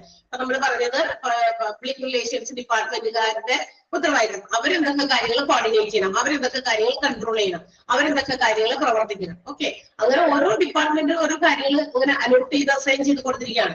എല്ലാവരും കൂടി കിടന്ന് എല്ലാത്തിലും കൂടിയും കിടന്ന് ബഹളം പറ്റുന്നതിനേക്കാൾ നല്ലത് ഓരോ ഡിപ്പാർട്ട്മെന്റിന് അല്ലെങ്കിൽ ഓരോ ഏരിയാസിലേക്ക് ഓരോ കാര്യങ്ങൾ അസൈൻ ചെയ്ത് പ്രൊവൈഡ് ചെയ്താൽ അത് വിൽ ബി ഈസി അല്ലെ, കുറച്ച് എളുപ്പമായിരിക്കും മാനേജ് ചെയ്യാനും കൺട്രോൾ ചെയ്യാനും ഒക്കെ. സോ അതിൻ്റെതായ രീതിയിലാണ് നമ്മുടെ പബ്ലിക് റിലേഷൻസ് ഡിപ്പാർട്ട്മെന്റിന് കൊടുത്തിരിക്കുന്ന ചില ഉത്തരവാദിത്തങ്ങൾ കേട്ടോ. Next, in the emergency department personal. ഇനി എമർജൻസി ഡിപ്പാർട്ട്മെന്റ് പേഴ്സണൽസ് എന്തൊക്കെയാണ് ചെയ്യേണ്ടത്? എമർജൻസി ഡിപ്പാർട്ട്മെന്റിലെ കാഷ്വാലിറ്റി ഡിപ്പാർട്ട്മെന്റ്, ഓക്കെ, ഹോസ്പിറ്റലിൽ already there will be one emergency department. നമുക്കറിയാം ഒരു മിക്ക ഹോസ്പിറ്റൽസിലും എല്ലാ ഹോസ്പിറ്റൽസിലും ഇന്ന് എമർജൻസി ഒരു ഡിപ്പാർട്ട്മെന്റ് ആണ്. അവിടെ ഹോസ്പിറ്റലിന്റെ എൻട്രൻസിൽ നിന്നാൽ തന്നെ നമുക്ക് വിസിബിൾ ആകുന്ന രീതിയിലായിരിക്കും എല്ലാ ഹോസ്പിറ്റൽസിലും എമർജൻസി ഡിപ്പാർട്ട്മെന്റ് ഉണ്ടാകുക. ഏറ്റവും അധികം വിസിബിൾ ആകുന്ന ഒരു ഏരിയയിലായിരിക്കും അല്ലെ, അങ്ങനെയല്ലേ? അത്യാഹിത വിഭാഗം ഉണ്ടാകുന്ന ഒന്ന് ആലോചിച്ച് നോക്കി, നിങ്ങൾ പോയിരിക്കുന്ന ഹോസ്പിറ്റൽസിലൊക്കെ നമ്മൾ ആ ഒരു എൻട്രൻസിൽ ഗേറ്റില് നമ്മൾ കയറുന്ന ഭാഗത്ത് അവിടെ നിന്ന് നോക്കുമ്പോൾ നമുക്ക് എവിടെ എങ്ങോട്ടേക്ക് ചിലപ്പോൾ ലെഫ്റ്റ് ഓർ റൈറ്റ് എങ്ങോട്ടെങ്കിലും അല്ലെങ്കിൽ ഫ്രണ്ടിലേക്ക് നോക്കുമ്പോൾ തന്നെ കാണുന്ന ഒരു വിഭാഗമായിരിക്കണം. അങ്ങനെയായിരിക്കണം അത് എന്താ പറയാ ഇൻസ്റ്റാൾ അല്ലെങ്കിൽ എസ്റ്റാബ്ലിഷ് ചെയ്യേണ്ടത് ഏത് ഹോസ്പിറ്റൽസും. അങ്ങനെയാണ് അതിന്റെ രീതി. അപ്പൊ അതുപോലെ അപ്പൊ അങ്ങനെയുള്ള ഒരു ഡിപ്പാർട്ട്മെന്റ് ഓൾറെഡി ഉണ്ട്. പക്ഷെ നമുക്കറിയാം ഇൻ കേസ് ഓഫ് ഡിസാസ്റ്റർ പ്ലാനില് നമ്മൾ പറഞ്ഞിരുന്നു ഒരു എക്സ്ട്രാ ഒരു എമർജൻസി ഡിപ്പാർട്ട്മെന്റ് നമുക്ക് വേണമെങ്കിൽ എന്ത് ചെയ്യേണ്ടി വരും ഹോസ്പിറ്റൽസിലെ. അത് ഹോസ്പിറ്റലിൽ കൊണ്ടുവരുന്ന ഇത്തരം ഡിസാസ്റ്റർ ഒക്കെ ചെയ്തുണ്ടാകുന്ന പേഷ്യൻസിന്റെ എണ്ണം വർദ്ധിക്കുന്നതനുസരിച്ച് യൂഷ്വൽ അവരുടെ എന്താ പറയാ ഓപ്പറേഷൻസിനെ നമുക്ക് ഡിസ്റ്റർബ് ചെയ്യാൻ പറ്റില്ല, തടസ്സപ്പെടുത്താൻ പറ്റില്ല. സോ അതുകൊണ്ട് വേറെ ഒരു എസ്റ്റാബ്ലിഷ്മെന്റ് നമുക്ക് അതിന് വേണ്ടിയിട്ട് ചെയ്യണം അറേഞ്ച്മെന്റ്. ഇനി അവിടെ എന്തൊക്കെ കാര്യങ്ങളാണ് അവിടുത്തെ ജോലിക്കാർ ചെയ്യേണ്ടതെന്നാണ് നമ്മൾ ഇനി പറയാൻ പോകുന്നത്. റിമെയിൻ ഇൻ ദയർ ഏരിയ, അവർ എന്ത് ചെയ്യണം? എത്രയും പെട്ടെന്ന് അവരവരുടെ സ്ഥലങ്ങളിൽ വരണം. And differ on daily activities, അവരുടേതായ എല്ലാ ദിവസവും അവർ സാധാരണ കാഷ്വാലിറ്റിയില് അതുപോലെ തന്നെ എമർജൻസി ഡിപ്പാർട്ട്മെന്റിൽ അവരുടെ ചെയ്തിരിക്കുന്ന കാര്യങ്ങളൊക്കെ ഉണ്ടാവുമല്ലോ, അതിൽ നിന്ന് വ്യത്യസ്തമായിട്ടുള്ള കുറെ കാര്യങ്ങൾ അവര് ഇവിടെ ചെയ്യേണ്ടി വരും. സോ എന്തൊക്കെയാണ് ചെയ്യേണ്ടത്? First one, be prepare to receive and have disaster casualties need urgent life saving measures. അതായത് ഏറ്റവും എത്രയും പെട്ടെന്ന് ലൈഫ് സേവിംഗ് ചെയ്യേണ്ട ആളുകൾ ഉണ്ടായിരിക്കും അല്ലെ, അർജന്റ് ആയിട്ട് എന്താ പറയാ ജീവന് ഭീഷണിയായിട്ട് നിൽക്കുന്ന ആൾക്കാരുണ്ടായിരിക്കും. അവരുടെ ജീവൻ രക്ഷിക്കാൻ വേണ്ടിയിട്ടുള്ള അത്തരം കാഷ്വാലിറ്റീസിനെ ഹെൽപ്പ് ചെയ്യാൻ, അപ്പൊ ഡിസാസ്റ്റർ കാഷ്വാലിറ്റീസിനെ ഹെൽപ്പ് ചെയ്യാനും അതുപോലെ റിസീവ് ചെയ്യാനും ആദ്യം തന്നെ ഇവര് വേഗം തന്നെ പ്രിപ്പയർഡ് ആകണം. യൂഷ്വൽ ആയിട്ടുള്ള ഡെയിലി ആയിട്ടുള്ള അവരുടെ ആക്ടിവിറ്റീസിൽ നിന്നും പുറമെ ഈ ഡിസാസ്റ്റർ ഒക്കെ ചെയ്തു വരുന്ന ഡിസാസ്റ്റർ കാഷ്വാലിറ്റീസിനെ റിസീവ് ചെയ്യാനും അവരെ ഹെൽപ്പ് ചെയ്യാനും അവരുടെ ലൈഫിനെ സേവ് ചെയ്യാനുള്ള ആക്ടിവിറ്റീസിൽ വേഗം തന്നെ വന്ന് പങ്കുചേരണം. ക്ലിയർ ആയോ? ഫസ്റ്റ് പോയിന്റ് മനസ്സിലായോ? ഒന്നാമത്തെ പോയിന്റ് മനസ്സിലായോ? Okay, next one, see the extra nurses are assigned from the floors. ഇനി മാത്രമല്ല ഈ എമർജൻസി ഡിപ്പാർട്ട്മെന്റുകാർക്ക് ഒന്നുകൂടി ഉറപ്പുവരുത്തണം മറ്റ് ഫ്ലോർസിൽ നിന്ന്, മറ്റ് ഫ്ലോറുകളിൽ നിന്നൊക്കെ അവിടെ ജോലി ചെയ്യുന്ന നഴ്സസ് ചെയ്യുന്നല്ലോ, അവരെയും നമ്മളിവിടെ അവർക്ക് ഓരോ ജോലികളൊക്കെ കൊടുക്കാനായിട്ട് ഇവിടെ കൊണ്ടുവന്നിട്ട് ഇവിടെ അവർക്ക് അതൊക്കെ ജോലിയാ കൊടുത്തേക്കണേ, അത് കൃത്യമായിട്ട് അവർ ചെയ്യുന്നുണ്ടോ അവരൊക്കെ അസൈൻ ചെയ്ത് കൊടുക്കുക. മറ്റ് ഫ്ലോർസിൽ ഒക്കെ ജോലി ചെയ്യുന്ന എക്സ്ട്രാ നഴ്സസിനെയും നമുക്കിവിടെ ആവശ്യമുണ്ട്. സോ അവർ അവൈലബിൾ ആണോ എന്നുള്ളത് വേഗം തന്നെ നോക്കണം. Are accountable that the crash cards are brought and kept in readiness in the triage area. Triage area means sorting area. പേഷ്യൻസിനെ ഹോസ്പിറ്റൽസിലേക്ക് കൊണ്ടുവരുമ്പോൾ ട്രെയിനിങ്ങിന് വേണ്ടി ഏരിയ ഉണ്ടാവണമെന്നൊക്കെ നമ്മൾ നേരത്തെ പറഞ്ഞു. ട്രീറ്റ്മെന്റ് ഏരിയാസ് കുറെ പറഞ്ഞപ്പോൾ അതിനകത്ത് ഒരു ഏരിയ ആയിരുന്നു triage area. Casualties are sorted. കൊണ്ടുവരുന്ന അത്യാഹിത വിഭാഗക്കാരെ സോർട്ട് ചെയ്യുന്ന സ്ഥലം. എത്രയും പെട്ടെന്ന് ജീവൻ രക്ഷിക്കാൻ പറ്റും എന്ന് തോന്നുന്ന പേഷ്യൻസിനെ എത്രയും പെട്ടെന്ന് നമ്മൾ ട്രീറ്റ്മെന്റ് കൊടുക്കുക. അപ്പൊ അവിടെ ഒരു ട്രയേജ് ഉണ്ട്, സോർട്ടിംഗ് ഉണ്ട്. അത്തരം സോർട്ടിംഗ് ഏരിയാസിലേക്ക് എത്രയും പെട്ടെന്ന് എന്ത് ചെയ്യണം? ക്രാഷ് കാർഡ്സുകൾ കൊണ്ടുവരണം. അതും എമർജൻസി ഡിപ്പാർട്ട്മെന്റിലെ ജോലിക്കാരെ ചെയ്യേണ്ടത്. ക്രാഷ് കാർഡ്സ് എന്താ? അതായത് the equipments which are needed for providing preliminary treatments, അതായത് പ്രാഥമിക ശുശ്രൂഷ കൊടുക്കാൻ പറ്റുന്ന രീതിയിലുള്ള ഉപകരണങ്ങൾ. അത് ഒരു കാർത്തുന്നൂറിന് ഇങ്ങനെ ഉന്തിക്കൊണ്ടിരുന്ന വണ്ടി തന്നെയാണ്. അതിനകത്ത് വെറുതെ വണ്ടി ഉന്തിക്കൊണ്ടിരുന്നിട്ട് കാര്യമില്ല. അതിനകത്ത് ഈ പറയുന്ന പേഷ്യൻസിനെ പ്രൊവൈഡ് ചെയ്യേണ്ട ട്രീറ്റ്മെന്റിന് വേണ്ടിയിട്ടുള്ള എക്യുപ്മെന്റുകളോ മെഡിസിൻസോ മറ്റു കാര്യങ്ങളോ ഒക്കെ കൂടി നിറച്ചു കൊണ്ടുവരിക. അതൊക്കെ കൊണ്ടുവരേണ്ടത് ഈ എമർജൻസി ഡിപ്പാർട്ട്മെന്റ് ആണ്. അതാണ് ക്രാഷ് കാർട്ട്. കാർട്ട് എന്ന് പറഞ്ഞാൽ കുഞ്ഞു വണ്ടി തന്നെയാണ്. പക്ഷെ അതിനകത്ത് ഇവിടെ മെഡിക്കൽ എക്യുപ്മെന്റ്സ് ആണ്. ചിലപ്പോൾ സപ്ലൈസ്, ചിലപ്പോൾ ചെറിയ ചെറിയ സർജിക്കൽ ഇൻസ്ട്രുമെന്റ്സ് ആയിരിക്കാം. whatever it may be, അതൊക്കെ കൊണ്ടുവരണം. ക്ലിയർ ആയോ? മനസ്സിലായോ? മൂന്നാമത്തെ പോയിന്റ് സംശയം ഉണ്ടാവില്ല. Make sure that portable x-ray machine brought and kept in emergency department. ഇനി മാത്രമല്ല, ഇതുകൂടി ഉറപ്പുവരുത്താം. ക്രാഷ് കാർഡ്സ് കൊണ്ടുവന്നത് പോലെ തന്നെ ചില എമർജൻസി ആയിട്ടുള്ള എക്സ്റേ എക്യുപ്മെന്റുകൾ, എക്സ്റേ മെഷീൻസ്. അത് നമുക്കറിയാം. എക്സ്റേക്ക് വേണ്ടിയിട്ട് ഹോസ്പിറ്റൽസിൽ, എല്ലാ ഹോസ്പിറ്റൽസിലും ഇല്ലെങ്കിലും ചില മിക്ക ഹോസ്പിറ്റൽസിലുണ്ട്. വലിയ വലിയ ഹോസ്പിറ്റൽസിലൊക്കെ എക്സ്റേക്ക് വേണ്ടിയിട്ട് ഒരു റൂമാണ്. അത് അവിടെ ഇങ്ങനെ ഇൻസ്റ്റാൾ ചെയ്ത് വെച്ചിരിക്കുന്ന ഒരു ഇതാണ്, മെഷീനാണ് അല്ലെ വലുത്. അപ്പൊ അത് പെട്ടെന്ന് നമുക്ക് കൊണ്ടുവരാൻ പറ്റുന്നതല്ലാതെ. പക്ഷെ ഇൻ കേസ് ഓഫ് ഡിസാസ്റ്റേഴ്സ്, ഇങ്ങനെ വരുന്ന സാഹചര്യങ്ങളിൽ X-rays how can be conducted, അത് എങ്ങനെ ചെയ്യാം? അതിന് പോർട്ടബിൾ ആയിട്ടുള്ള എക്സ്റേ മെഷീൻസ് ഒക്കെ ഉണ്ട്. അത് കൊണ്ടുവരിക. അത് കൊണ്ടുവന്നിട്ടുണ്ട്, എമർജൻസി ഡിപ്പാർട്ട്മെന്റിൽ എത്തിയിട്ടുണ്ടെന്ന് ഉറപ്പുവരുത്തേണ്ടതും എമർജൻസി ഡിപ്പാർട്ട്മെന്റിലെ പേഴ്സണൽസ്, ജോലിക്കാരാണ്. ക്ലിയർ ആയോ? 4 അപ്പൊ എന്തൊക്കെയാണ് എമർജൻസി ഡിപ്പാർട്ട്മെന്റ് പേഴ്സണൽസിന്റെ ഉത്തരവാദിത്തങ്ങള്? Be prepared and help disaster casualties. എപ്പോഴും സന്നദ്ധരായിട്ട്, അതുപോലെ തന്നെ നമ്മുടെ കാഷ്വാലിറ്റി പേഷ്യൻസിനെ റിസീവ് ചെയ്യാനും ഹെൽപ്പ് ചെയ്യാനും സന്നദ്ധരായിട്ട് എപ്പോഴും ഒരുങ്ങിയിരിക്കുക. എക്സ്ട്രാ നഴ്സസ് അസൈൻ ചെയ്തിട്ടുണ്ട്. അവർക്ക് ജോലികൾ അസൈൻ ചെയ്ത് എല്ലാ ഹോമിൽ നിന്നും കൊണ്ടുവന്നിരിക്കുന്ന നഴ്സസിന് കൊടുത്തിട്ടുണ്ടെന്ന് ഉറപ്പുവരുത്തുക. Crash cards which are brought into the emergency and kept readiness in the triage area. എന്താ പറയാ, നമ്മുടെ ക്രാഷ് കാർഡ്സുകളൊക്കെ കൊണ്ടുവന്നിട്ടുണ്ട്. അത് വളരെ കൃത്യമായിട്ട് നമുക്ക് ഉപയോഗിക്കാൻ റെഡിയാകുന്ന രീതിയിൽ അത് എത്തിച്ചേർന്നിട്ടുണ്ടെന്ന് ഉറപ്പുവരുത്തുക. Make sure that the portable x ray machines are brought into the emergency department. മാത്രമല്ല, പോർട്ടബിൾ ആയിട്ടുള്ള എക്സ്റേ മെഷീൻസ് നമ്മുടെ എമർജൻസി ഡിപ്പാർട്ട്മെന്റിലേക്ക് എത്തിയിട്ടുണ്ടെന്നുകൂടി ഉറപ്പുവരുത്തുക. ക്ലിയർ ആയല്ലോ? അതാണ് നമ്മളുടെ എമർജൻസി ഡിപ്പാർട്ട്മെന്റ് പേഴ്സണൽസിന്റെ ഡ്യൂട്ടീസ് ആൻഡ് റെസ്പോൺസിബിലിറ്റീസ്. ആ ഡിപ്പാർട്ട്മെന്റിലെ ജോലിക്കാരുടെ ചില പ്രധാനപ്പെട്ട കാര്യങ്ങളാണ് കേട്ടോ. അപ്പൊ ഡിസാസ്റ്ററിൽ ആർക്കും മാറി നിൽക്കാൻ പറ്റില്ല. ഈച്ച് ആൻഡ് എവറി ഏരിയാസിൽ അവർക്ക് ഡിപ്പാർട്ട്മെന്റിൽ ജോലി കൊടുത്തിരിക്കുന്നവര് അല്ലെങ്കിൽ ആ ഒരു പ്രത്യേകം സാഹചര്യങ്ങളിൽ ആക്ട് ചെയ്യേണ്ടവര് ഈ കാര്യങ്ങളൊക്കെയാണ് ചെയ്യേണ്ടത്. Okay, yes. And the next one, അടുത്തത് വീണ്ടും ഇനിയും നമ്മുടെ റെസ്പോൺസിബിലിറ്റീസ് തന്നെയാണ്. സെക്യൂരിറ്റി എന്താ? സേഫ്റ്റി ആൻഡ് സെക്യൂരിറ്റി അല്ലെ? ഹോസ്പിറ്റൽസില് നമുക്കറിയാം, ഇന്ന് എല്ലാ ഹോസ്പിറ്റൽസിലും ഫ്രണ്ടേജിലും സെക്യൂരിറ്റീസ് ഉണ്ട്. ഈച്ച് ആൻഡ് എവറി ഫ്ലോറിലും സെക്യൂരിറ്റീസ് ഒക്കെ നമുക്ക് കാണാൻ സാധിക്കും അല്ലെ? സെക്യൂരിറ്റീസിന്റെ ജോലി എന്ന് പറയുന്നത് to keep the hospital and hospital premises safe and secure അല്ലെ? വളരെ സുരക്ഷിതത്വത്തോടെ നമ്മുടെ ഹോസ്പിറ്റലിനെയും ഹോസ്പിറ്റലിന്റെ ചുറ്റുപാടിനെയും ഒക്കെ സൂക്ഷിക്കുക എന്നുള്ളതാണ് സെക്യൂരിറ്റീസിന്റെ ജോലി. അപ്പൊ ഇവിടെ എന്തൊക്കെയാണ് ഈ ഡ്യൂട്ടീസ്? ഇവരുടെ ഡ്യൂട്ടീസ് ഈ ഒരു ഡിസാസ്റ്റർ സമയത്ത് എന്തൊക്കെയാണ് സ്പെഷ്യൽ ഡ്യൂട്ടീസ് ഒക്കെ ഉണ്ടോ നമുക്കൊന്ന് നോക്കാം. എന്തൊക്കെയാണ്? ഒന്നാമത്തെ, work in close cooperation with the local police. Local പോലീസുകാരൊക്കെ അപ്പോഴേക്കും ഓടിയൊക്കെ വരുമല്ലേ? ലോക്കൽ പോലീസ് ലൊക്കാലിറ്റിയിൽ എന്തെങ്കിലുമൊക്കെ ഡിസാസ്റ്റേഴ്സ് ഉണ്ടായി കഴിഞ്ഞാൽ തീർച്ചയായിട്ടും അവര് വേഗം തന്നെ വരും. സോ അവരെ ആദ്യമായിട്ട് റിസീവ് ചെയ്യേണ്ടത്, അവരോടുമായിട്ട് നല്ല രീതിയിൽ സഹകരിക്കേണ്ട ആളാണ് നമ്മുടെ സെക്യൂരിറ്റി ഓഫീസർ അല്ലെ?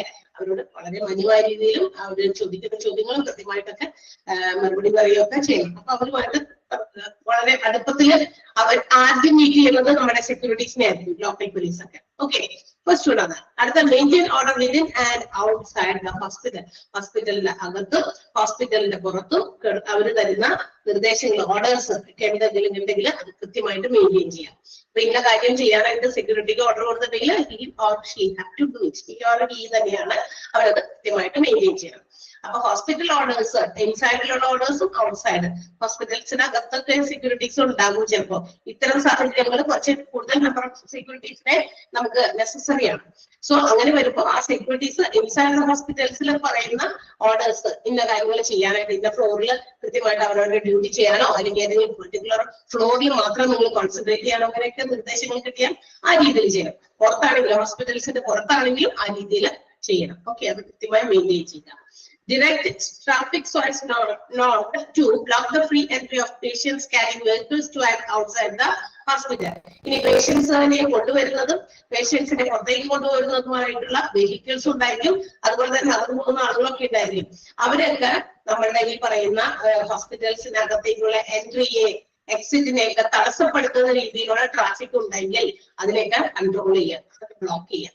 എന്ന് വെച്ചാൽ വഴി തടസ്സമായി നിൽക്കുന്ന വണ്ടികളും വാഹനങ്ങളൊക്കെ പാർക്ക് ചെയ്യുന്നതിലോ ചിലപ്പോൾ വണ്ടിക്ക് വന്നിട്ട് അവിടെ തന്നെ നിന്ന് സംസാരിക്കും. അല്ലെ, പകുതിക്ക് ചില ആൾക്കാർ അങ്ങനെയുണ്ട്. എവിടെയെങ്കിലും സൈഡ് ഉണ്ടോ, ആളുകൾക്ക് പോകാൻ പറ്റുന്നുണ്ടോ, അതൊന്നും നോക്കില്ല. ചിലപ്പോഴൊക്കെ അവർ വൈകി അങ്ങനെ ആയിരുന്നതായിരിക്കും. ചിലപ്പോൾ റോഡിന്റെ ഒക്കെ ഇടയിൽ വെച്ചിട്ട് നമ്മൾ ടേണിങ്ങിലൊക്കെ എങ്ങനെ നിൽക്കും പറയാൻ പറ്റില്ല, അവിടെയൊക്കെ നിൽക്കുന്നുണ്ടോ. അതുപോലെ ഹോസ്പിറ്റൽസിനകത്തും ഇതുപോലെ പെട്ടെന്ന് നമുക്ക് ആരെങ്കിലും കാണുമ്പോൾ എന്തെങ്കിലും ചോദിച്ച് അവിടെ നിന്ന് പോകും. അത് മറ്റുള്ളവർക്ക് തടസ്സമാണോ ഇല്ലെന്നൊന്നും നോക്കില്ല. അങ്ങനെയുള്ള സാഹചര്യങ്ങളൊക്കെ ഉണ്ടാകാൻ സാധ്യതയുണ്ട്.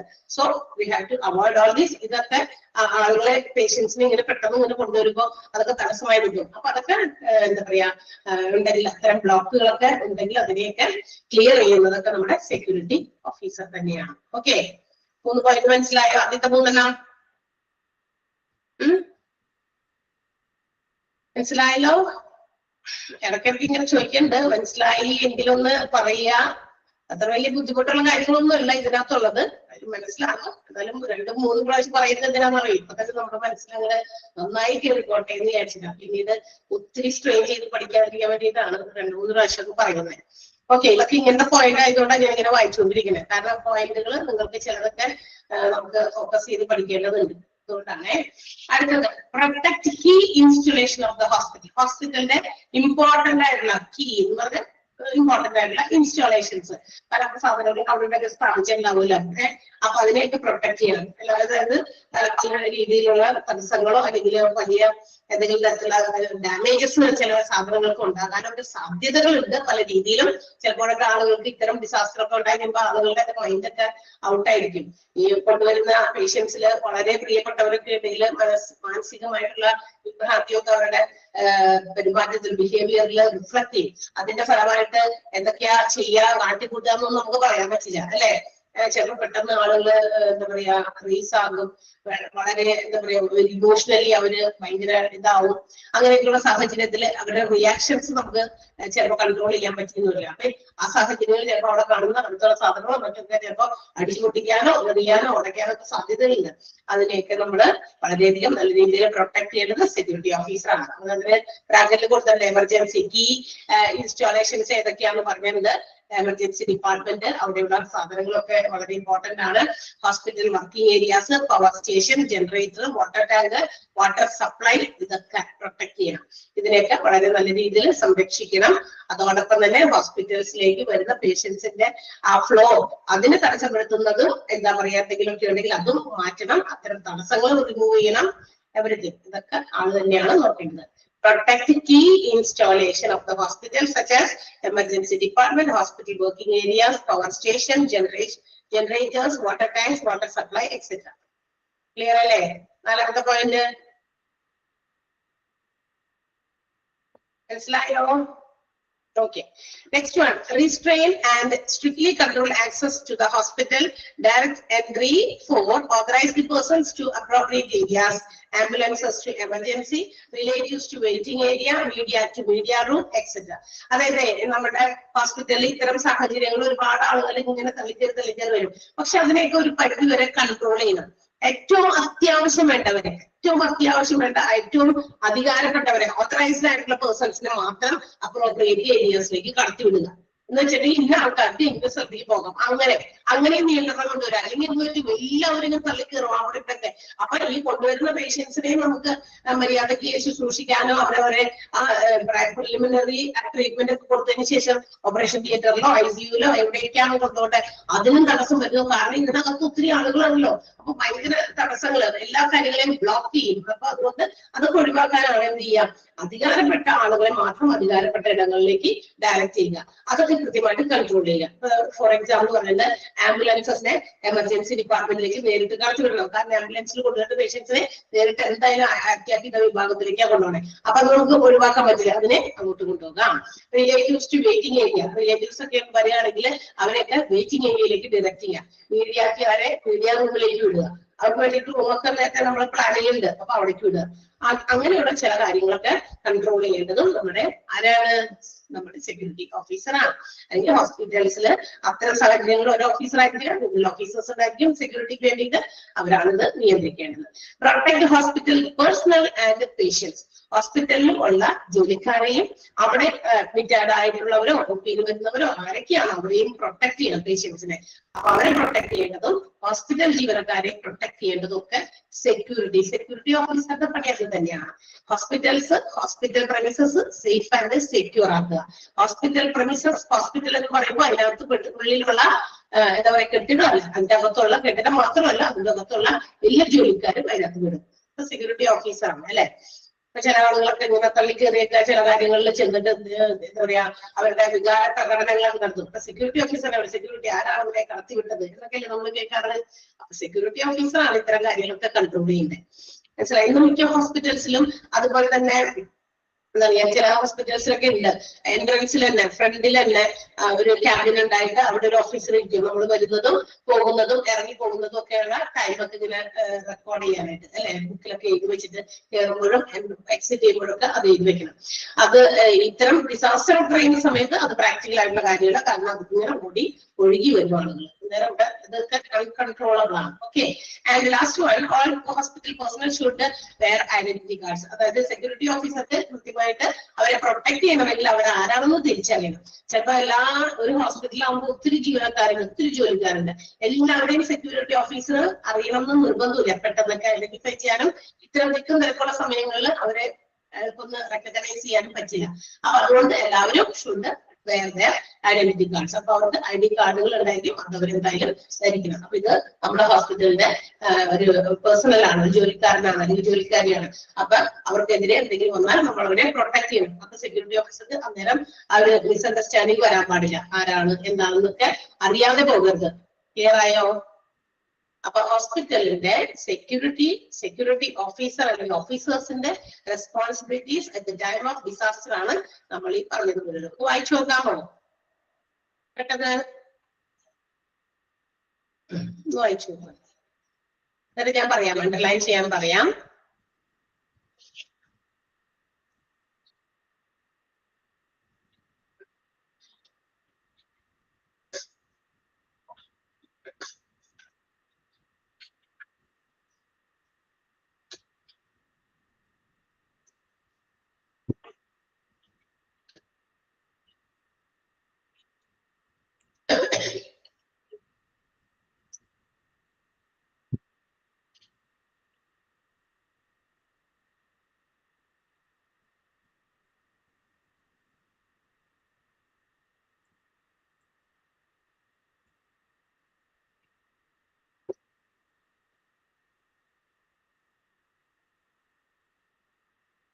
കഴിഞ്ഞു.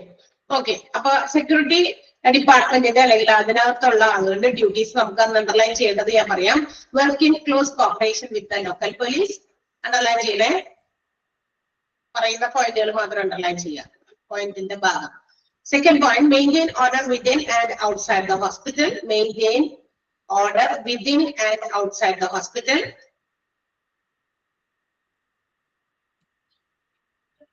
അടുത്തത്, direct traffic so as to not to block the free entry of patients. അത്രയും മാത്രം. ഫ്രീ എൻട്രി ഓഫ് പേഷ്യൻസ് അവിടെ വരെ മാത്രം. Next one, protect key installation of the hospital. Protect key installation of the hospital. ഇനി അതാ ഡ്യൂട്ടീസിനകത്ത് വരുന്നത് ആയിട്ട് ആ ഒരു പോയിന്റിന്റെ അത്രയും ഭാഗമുള്ളൂ. പക്ഷെ അത് ഏതൊക്കെയാണ് key installation of the hospital എന്നുള്ളത് കൂടി നമുക്ക് ചോദ്യം വരാൻ സെപ്പറേറ്റ് വേറെ ചോദ്യമായിട്ട് വരാൻ സാധ്യതയുള്ളത് കൊണ്ട് ആ പോയിന്റ് ഫുൾ ഒന്ന് അണ്ടർലൈൻ ചെയ്യണം. 4ാമത്തെ പോയിന്റ് ഫുള്ള്, ബിക്കോസ് അത് ഏതൊക്കെയാണ് key installation of the hospitals എന്ന് വേണമെങ്കിൽ ചോദിച്ചാൽ അതിൽ പെടുന്നത് ഏതാണെന്ന് അറിയാൻ ആ ഒരു ചോദ്യം സെപ്പറേറ്റ് വരാൻ സാധ്യതയുള്ളത് കൊണ്ട് 4th പോയിന്റ് കംപ്ലീറ്റ് ആയിട്ടൊന്ന് അണ്ടർലൈൻ ചെയ്യാം. Next one, protect hospital personnel and patients. Protect hospital personnel and patients. അത്രയും പോയിന്റ് അണ്ടർലൈൻ ചെയ്താൽ മതി കേട്ടോ. 5 പോയിന്റ് ആണ് നമ്മൾ അണ്ടർലൈൻ ചെയ്തേക്കണേ. അതിൽ 4ാമത്തെ പോയിന്റ് 2 രീതിയിലും വരും. ഒന്ന് അത് അവരുടെ ഡ്യൂട്ടീസിലും, മറ്റൊന്ന് ഒരു പോയിന്റ് അതിനകത്ത് വേറൊരു ക്വസ്റ്റ്യൻ ആയിട്ട് വരാൻ സാധ്യതയുണ്ട്. ഓക്കെ, ക്ലിയർ ആയല്ലോ എല്ലാവർക്കും? അണ്ടർലൈൻ ചെയ്യേണ്ടതും ഒക്കെ മനസ്സിലായില്ലേ? യെസ്. നെക്സ്റ്റ് അടുത്ത ഹെഡിങ് ആണ് ട്രയേജ്. നമ്മൾ ഒരുപാട് പ്രാവശ്യം വായിച്ചു കേട്ടു ട്രയേജ് എന്ന് എവിടേക്കോ പറഞ്ഞു, പല പ്രാവശ്യം പറഞ്ഞു. അപ്പോഴും ഞാൻ പറഞ്ഞിരുന്നു ട്രയേജ് എന്ന് പറയുന്നതിനെ കുറിച്ച് കുറച്ച് കൂടുതൽ നമുക്ക് വിശദമായിട്ടൊക്കെ പറഞ്ഞു തരും. അത് എന്താണ് എവിടെയോ ഭാഗത്തുണ്ട് എന്ന് പറഞ്ഞിരുന്നു അല്ലെ? What you mean by triage? Triage എന്ന് പറയുന്നത് process of sorting out patients ആണ്. ട്രയേജ് എന്ന് പറയുന്നത് സോർട്ടിങ് ആണ്, സോർട്ട് ചെയ്യുക, തരംതിരിക്കലാണ്. ഇവിടെ പേഷ്യൻസിനെ എങ്ങനെ തരംതിരിക്കും? അതായത് ഹോസ്പിറ്റൽസിനകത്തേക്ക് എന്താ പറയാ, ഇപ്പൊ ഒരു ഡിസാസ്റ്ററുമായിട്ട് ബന്ധപ്പെട്ട കുറെ പേഷ്യൻസിനെ കൊണ്ടുവരുമ്പോ അവരെ നമുക്ക് തരംതിരിക്കേണ്ടത് അവരുടെ സീരിയസ്നെസ് ഓഫ് ദ ഡിസീസ് അല്ലെങ്കിൽ seriousness of the injury, wound, അവരുടെ മുറിവ്, അവരുടെ എന്താ പറയുക രോഗം, അതിന്റെ ആ ഒരു ആധിക്യം, അതിന്റെ ഗൗരവം നോക്കിയിട്ടാണ് സോർട്ടിങ് നടത്തേണ്ടത്. അപ്പൊ പ്രോസസ് ഓഫ് സോർട്ടിങ് എന്ന് പറയുന്നത് it is based on the requirement for immediate medical treatment. ഏറ്റവും ഇമ്മീഡിയറ്റ് ആയിട്ടുള്ള മെഡിക്കൽ ട്രീറ്റ്മെന്റ് അവർക്ക് കിട്ടണം എന്നതിന്റെ ബേസിസിൽ, എന്നതിന്റെ അടിസ്ഥാനത്തിലാണ് സോർട്ടിങ് നടത്തേണ്ടത്. എന്ന് മാത്രമല്ല, അപ്പൊ ഏറ്റവും പെട്ടെന്ന് എന്താ പറയാ ചികിത്സ കിട്ടേണ്ട ആള്, അപ്പൊ ഇങ്ങനെ കുറെ പേഷ്യൻസിനെ കാണുമ്പോൾ ഇതിൽ ഏറ്റവും പെട്ടെന്ന് എന്താ പറയാ മെഡിക്കൽ ട്രീറ്റ്മെന്റ് അത്യാവശ്യമായ ആള് ആരാണെന്ന് കണ്ടെത്തുക. അവരെയാണ് ആദ്യം നമ്മൾ ട്രീറ്റ് ചെയ്യാനായിട്ട് പ്രിഫർ ചെയ്യേണ്ടത്. പക്ഷെ അറ്റ് ദ സെയിം ടൈം അതിന്റെ ഒപ്പം തന്നെ മറ്റൊരു കാര്യം കൂടി ശ്രദ്ധിക്കണം, ഒരു കാര്യം കൂടി കമ്പയർ ചെയ്യണം. അതായത് ഈ ഒരു കെയറിങ് കൊടുത്തു കഴിഞ്ഞാൽ there is any benefit or advantage. ആ ഒരു കെയറിങ് ആൾക്ക് കൊടുക്കുന്നതുകൊണ്ട് വല്ല നേട്ടം ഉണ്ടോ എന്ന് കൂടി അറിയണം. ഇപ്പൊ നമ്മൾ ശരിക്കും അയ്യോ ഇയാളാണല്ലോ ഭയങ്കരമായിട്ട് മരിക്കാറായി കിടക്കുന്നത്, അല്ലെങ്കിൽ ഭയങ്കര വയ്യാണ്ട് കിടക്കുന്ന ആൾ ഇഗ്നോറിയാണ്, അപ്പൊ ഇഗ്നോറിയാണ് നമ്മൾ ട്രീറ്റ് ചെയ്യേണ്ടത്. പക്ഷെ ആ വയ്യാണ്ടായി കിടക്കുന്ന ആളെ ശുശ്രൂഷ നമ്മൾ നേരെ കളയുമ്പോൾ ആളെ നമുക്ക് തിരിച്ചു കിട്ടാം. എന്ന് വെച്ചാൽ ആളുടെ ജീവൻ രക്ഷിക്കാൻ യാതൊരു എന്താ പറയാ ചാൻസസും എത്ര പെർസെന്റേജ് പോലും ചാൻസ് ഇല്ല എന്നാണെങ്കിൽ അതിനേക്കാൾ നല്ലത് കുറച്ചുകൂടി ചാൻസ് കൂടുതലുള്ളവരെ ചികിത്സിക്കുന്നതാണ് അല്ലെ? അപ്പൊ അതൊക്കെ സോർട്ട് ചെയ്യുന്ന സമയത്ത് ഫിസിഷ്യൻസ്, ഡോക്ടേഴ്സ്, വേണ്ടപ്പെട്ട എന്താ പറയാ വളരെ എന്താ പറയാ സീനിയർ ആയിട്ടുള്ള ഡോക്ടേഴ്സ് ഒക്കെ അതിന് വേണ്ടിയിട്ട് അവിടെ ഉണ്ടായിരിക്കണം. അവരാണ് ഇതിനെ സോർട്ട് ചെയ്യുക. ഈ ആളെ നമുക്ക് ഇപ്പൊ വളരെ സീരിയസ് ആയിട്ട് 2 പേര് കിടക്കുന്നു, അതിൽ ഒരാളുടെ നോക്കി കഴിയുമ്പോൾ നില വളരെ മോശമാണ്. ആളെ നമുക്ക് there is no benefit in treating him or her. ആ ആളെ ട്രീറ്റ് ചെയ്യുന്നത് കൊണ്ട് വലിയ ബെനിഫിറ്റ് ഒന്നും ആയിട്ട് നമുക്ക് ഇയാളെ നമുക്ക് ജീവനിലേക്ക് എത്ര നമ്മൾ ശ്രമിച്ചാലും പറ്റില്ല കൊണ്ടുവരാനായിട്ട്. എങ്കിൽ നമ്മൾ അപ്പൊ ട്രീറ്റ്മെന്റ് കൊടുക്കേണ്ടത് മറ്റേ പേഴ്സൺ ആണ്. കാരണം ആളെ നമുക്ക് ലൈഫിലേക്ക് കൊണ്ടുവരാൻ ചാൻസ് ഉണ്ട് എന്നാണെങ്കിൽ അവർക്കാണ് നമ്മൾ ട്രീറ്റ്മെന്റ് ആദ്യം കൊടുക്കേണ്ടത്. മനസ്സിലായോ? അതിനെയാണ് ട്രയേജ് എന്ന് പറയുന്നത്. മനസ്സിലായോ ഞാൻ പറഞ്ഞതിന്റെ രീതി? ക്ലിയർ ആയോ? അപ്പൊ അങ്ങനെയാണ്. ഇപ്പൊ 2 ആളുകളെ കൊണ്ടുവരുമ്പോ ഞാനതൊരു എക്സാമ്പിൾ എന്ന് പറഞ്ഞാൽ 2ഒന്നുമല്ല, നമുക്കറിയാം ഡിസാസ്റ്ററിൽ ഒരുപാട് പേരെ കൊണ്ടുവരും. അപ്പൊ ആ കൊണ്ടുവരുന്ന ആളുകളില് ഏറ്റവും മോശം കണ്ടീഷനിലുള്ള ആളുകൾ ആരാണെന്ന് നോക്കുന്നു. പക്ഷെ ഏറ്റവും മോശമായ കണ്ടീഷനിൽ കൊണ്ടുവരുന്ന ആളുകളിലും നമുക്ക് ലൈഫ് ജീവൻ രക്ഷിക്കാൻ പറ്റാൻ സാധ്യതയുള്ളവരാണെന്ന് കൂടി നോക്കണം. ഇത് രണ്ടും നോക്കിയിട്ടാണ് ട്രീറ്റ്മെന്റ് കൊടുക്കേണ്ടത്. അതിനെയാണ് നമ്മൾ ആ ഒരു പ്രോസസ്സിനെയാണ് നമ്മൾ ട്രയേജ് എന്ന് വിളിക്കുക. സോ ട്രയേജ് നമ്മൾ എമർജൻസി റൂംസിലും ഡിസാസ്റ്ററിന്റെ സ്ഥലത്ത്, ഇപ്പൊ ഡിസാസ്റ്റർ എവിടെ നടക്കുന്നത്, ചിലപ്പോ വാർ ഫെയർ അങ്ങനെയുള്ള സ്ഥലത്തൊക്കെ ആയിരിക്കാം, ഈ യുദ്ധമൊക്കെ ഉണ്ടാക്കുന്ന സ്ഥലത്ത്, അങ്ങനെയുള്ള സ്ഥലത്ത് നിന്നൊക്കെ നമുക്ക് ട്രയേജ് നടത്തണം. അവിടെയും നടത്തും. എമർജൻസി റൂമിന്റെ മുമ്പിൽ വരുമ്പോൾ എന്താ പറയാ അവിടെയും നമുക്ക് ട്രയേജ് നടത്തേണ്ടി വരും. അപ്പൊ നമുക്കറിയാം ഈ ട്രയേജ് നടത്തുന്നതിന് വേണ്ടിയിട്ടാണെന്ന് അറിയോ, അതായത് ആർക്കാണ് ആദ്യം ട്രീറ്റ്മെന്റ് കൊടുക്കേണ്ടത് എന്ന് ചിന്തിക്കേണ്ട ഒരു ആവശ്യം വരുന്നത് എന്തുകൊണ്ടാണെന്ന് അറിയോ? Because the medical resources R scarce. നമുക്ക് നമ്മളുടെ കയ്യിലുള്ള മെഡിക്കൽ റിസോഴ്സസ് അത്രയേ ഉള്ളൂ. എന്ന് വെച്ചാൽ ഇവരെ എല്ലാവരെയും ചികിത്സിക്കാൻ ഈച്ച് ആൻഡ് എവറി വണ്ണിനെ നോക്കാൻ അത്രയധികം ഡോക്ടർമാരും അതിനനുസരിച്ചുള്ള വിഭവങ്ങൾ ആവശ്യമുണ്ട്. സ്റ്റാഫുകൾ വേണം, അത്രയും മെഡിസിൻസ് വേണം, എല്ലാവരെയും ഒറ്റ സ്ട്രെച്ചിൽ നിന്നിട്ട് എല്ലാവരെയും നോക്കാനാണെങ്കിൽ. പക്ഷെ അത് വളരെ കുറവാണ്. അപ്പൊ എത്രത്തോളം ഏറ്റവും നമുക്ക് ജീവൻ രക്ഷിക്കാൻ പറ്റുന്ന, അവരെ ചികിത്സിച്ച് ഉള്ള നേട്ടമുണ്ട് എന്ന് മനസ്സിലാക്കുന്ന ആണെങ്കിൽ അതനുസരിച്ച് നമുക്ക് അവിടുത്തെ റിസോഴ്സസ് ഉപയോഗിക്കാൻ പറ്റും. അത് നമുക്ക് കൂടുതൽ പേരെ നമുക്ക് സർവൈവ് ചെയ്യിക്കാനും പറ്റും. മനസ്സിലായോ? മരിക്കും എന്നുള്ളത് ഓർമ്മയായി കിടക്കുന്ന ആളുകളെ ചികിത്സിച്ച് കഴിയുമ്പോൾ നമുക്ക് അത്രയും സമയം അവിടെ വേസ്റ്റ് ആയി പോവുകയാണ്. അതേസമയം മറ്റേയാൾക്ക് ആ ചികിത്സ കിട്ടേണ്ട സമയവും അവിടെ ഇല്ലാതായി പോവുകയാണ് ചെയ്യാം. മനസ്സിലായോ? അപ്പൊ ഒരാളുടെ ജീവൻ രക്ഷിക്കാൻ പറ്റുന്ന ആളുടെ ജീവൻ രക്ഷിക്കാൻ പറ്റുന്ന സാധ്യതയും കുറയുന്നു. നമ്മളിവിടെ ഒരു എന്താ പറയാ വെറുതെ ചെയ്യുന്ന ഒരു ജോലി പോലെ അല്ലെ, ഇൻ വെയിൻ നമ്മൾ ചെയ്യുന്ന പ്രവർത്തികളെല്ലാം വളരെയധികം എന്താ പറയാ വെറുതെ ആയി പോകുന്നത് പോലെയും തോന്നിപ്പോകും. അപ്പൊ അതുകൊണ്ട് അവൈലബിൾ ആയിട്ടുള്ള റിസോഴ്സസ് വെച്ച് കൂടുതൽ നമ്പർ ഓഫ് സർവൈവേഴ്സിനെ നമുക്ക് എന്ത് ചെയ്യണം, രക്ഷപ്പെടുത്തിയെടുക്കണം. അതിന് അവിടുത്തെ മെഡിക്കൽ റിസോഴ്സസ് ഉപയോഗിക്കണം. അതുകൊണ്ട് ട്രയേജ് തീർച്ചയായിട്ടും ഈ പറയുന്ന എല്ലാ സ്ഥലത്തും നടത്തും. എമർജൻസി റൂമിന്റെ വാദത്തിൽ നടത്തും, ഹോസ്പിറ്റൽസിന്റെ ഫ്രണ്ടേജിൽ നടത്തും. എവിടെയൊക്കെയാണോ അവിടെയൊക്കെ വെച്ച് നമുക്ക് ട്രയേജ് ചെയ്തിട്ടാണ് എന്ത് ചെയ്യുന്നത്, ട്രീറ്റ്മെന്റ് പ്രൊവൈഡ് ചെയ്യുന്നത്. ക്ലിയർ ആയല്ലോ? ആ ഫസ്റ്റ് സെന്റൻസ് ഒന്ന് അണ്ടർലൈൻ ചെയ്യണം കേട്ടോ. ഫസ്റ്റ് സെന്റൻസ് മാത്രം. യെസ്. ഇനി എന്താണ് ഈ ട്രയേജ് ചെയ്യുന്ന രീതി? എന്താണ് ഈ ട്രയേജ് ചെയ്യുന്ന രീതി? Is categorised into 3. പ്രധാനമായിട്ട് 3 ആണ്. 4 കൂടി ഇപ്പൊ ആഡ് ചെയ്തെന്ന് വെച്ചാൽ അത് എല്ലാ പ്രാവശ്യവും നമുക്ക് ഈ 4th കാറ്റഗറി പറയാതെ പറയുന്ന ഒരു സാധനമാണ്. കാരണം നമ്മൾ അങ്ങനെ എക്സ്പെക്ട് ചെയ്യരുത് എന്നാണ്. ഒരു ഡിസാസ്റ്റർ പ്രിപ്പയർ ചെയ്ത് കൊണ്ടുവരുന്ന പേഷ്യൻസിന്റെ എല്ലാവരുടെയും ജീവൻ രക്ഷിച്ചെടുക്കുക എന്നുള്ളതായിരിക്കും ഹോസ്പിറ്റൽസിന്റെ ഒരു റെസ്പോൺസിബിലിറ്റി, അല്ലെങ്കിൽ അവരുടെ മുന്നിലുള്ള ഒരു കാര്യം എന്ന് പറയുന്നത്. അവർ എക്സ്പെക്ട് ചെയ്യുന്നത് അതാണ്. അപ്പൊ അങ്ങനെ ഒരു 4th കാറ്റഗറിയെ നമ്മൾ ഇതിനകത്ത് പെടുത്തണ്ട. പക്ഷെ എന്നാൽ ചില സമയത്ത് അത് ഉണ്ടാകാൻ സാധ്യതയുണ്ട്. അതല്ലായെങ്കിൽ 3 categories ആണ്. Okay, so let's see which are these 3 categories. 3 + 1 4 category. ഒന്നാമത്തെ category number 1, who requires immediate treatment. എത്രയും പെട്ടെന്ന് ചികിത്സ, അതായത് സെക്കൻഡിന്റെ ഫ്രാക്ഷൻ പോലും വൈകാതെ പെട്ടെന്ന് ചികിത്സ കിട്ടേണ്ടവരാണ് കാറ്റഗറി നമ്പർ 1ൽ വരാം. മുൻ കാലഘട്ടങ്ങളിലെ ഡിസാസ്റ്ററുകളുടെ കാര്യങ്ങളെ കുറിച്ചിട്ടുള്ള പഠനങ്ങളിൽ നിന്നും കണ്ടെത്തിയ ഒരു കണക്ക് പ്രകാരം അറൌണ്ട് 20%, ഏകദേശമാണ്, അപ്രോക്സിമേറ്റ് വാല്യൂ ആണ്. അതുകൊണ്ടാണ് ബ്രാക്കറ്റിൽ APPX എന്നിട്ടിരിക്കുന്നത്. ഒരു അപ്രോക്സിമേറ്റ് 20%, 20% ആൾക്കാർ ഈ ഒരു വിഭാഗത്തിൽ ഉണ്ടാകാൻ സാധ്യതകളുണ്ട്. മനസ്സിലായോ? അത് മുൻ വർഷങ്ങളിലെ പഠനങ്ങളിൽ നിന്ന് കണ്ടെത്തിയിരിക്കുന്നതാണ്. എല്ലാ പ്രാവശ്യവും ദുരന്തങ്ങൾ ഉണ്ടാകുമ്പോൾ എവിടെ ദുരന്തം ഉണ്ടായാലും ഒരു 20% ആളുകൾക്ക് എന്താ പറയാ, ഒരു 100 പേര് വെച്ചിട്ടുണ്ടെങ്കിൽ ഒരു 100 പേർക്ക് ഈ ഒരു ഡിസാസ്റ്റർ ഒക്കെ ചെയ്തതിന്റെ അനന്തരഫലം ഫേസ് ചെയ്യേണ്ടി വന്നവരാണെങ്കിൽ അതിൽ 20 പേര് എന്താ പറയാ വേഗം ഇമ്മീഡിയറ്റ് ട്രീറ്റ്മെന്റ് വേണം എന്നുള്ളവരല്ല. ഒരു അപ്രോക്സിമേറ്റ് വാല്യൂ പറഞ്ഞിരിക്കുന്നത് അത് മുൻ വർഷങ്ങളിൽ നടത്തിയ പഠനങ്ങളിൽ നിന്ന് കണ്ടെത്തിയതാണ് കേട്ടോ. അപ്പൊ ഒരു 20% ഇമ്മീഡിയറ്റ് ട്രീറ്റ്മെന്റ് ആവശ്യമുള്ളവരുണ്ടായിരിക്കാം. ഈ ഇമ്മീഡിയറ്റ് ട്രീറ്റ്മെന്റ് എങ്ങനെയുള്ളവർക്കാണ് കൊടുക്കേണ്ടത്? those who are suffering from severe bleeding. എന്താ സിവിയർ ബ്ലീഡിങ്? അമിതമായ ബ്ലീഡിങ് അല്ലെ, അമിതമായ ബ്ലീഡിങ്. അതായത് നമ്മുടെ ബ്ലഡ് ശരീരത്തിൽ നിന്ന് അധികമായിട്ട് പോകുന്നത്. ഇതിപ്പോ ചിലപ്പോ വലിയ സാധനങ്ങളൊക്കെ എന്തെങ്കിലും ഉരുണ്ടുപരണ്ടൊക്കെ മേടിക്കേണ്ടി വന്നിട്ട് എവിടെയെങ്കിലും വലിയ ഇഞ്ചുറീസ് ഉണ്ടായി അവിടുന്ന് ഒരുപാട് ബ്ലഡ് ഇങ്ങനെ പോയിക്കൊണ്ട് ഓവർഫ്ലോ ചെയ്യുക. അത് തന്നെ. യെസ്. അപ്പൊ സിവിയർ ബ്ലീഡിങ്, പിന്നെ ഒബ്സ്ട്രക്ഷൻ ഓഫ് റെസ്പിറേറ്ററി ട്രാക്ട്, നമ്മുടെ ശ്വസന സംബന്ധമായിട്ടുള്ള ആ ഒരു സിസ്റ്റത്തില് എവിടെയെങ്കിലൊക്കെ ഇതുപോലെ വന്ന് എന്തെങ്കിലും പറിച്ചിട്ട് ശ്വാസം എടുക്കാൻ കഷ്ടപ്പെടുന്നവര്. അതുപോലെ ന്യൂമോതൊറാക്സും കീമോതൊറാക്സും. ന്യൂമോതൊറാക്സ് എന്ന് പറഞ്ഞിട്ടുണ്ടെങ്കിൽ നമ്മളുടെ എന്താ പറയാ ലങ്സിന്റെയും അതുപോലെ തന്നെ ചെസ്റ്റിന്റെ മോളിലെയും നമ്മുടെ നെഞ്ചിന്റെ ഭിത്തി അതിന്റെയും ഇടയിൽ നമ്മളുടെ ഒരു എയർ ഇങ്ങനെ വന്ന് നിറച്ച് ഫില്ലാകും.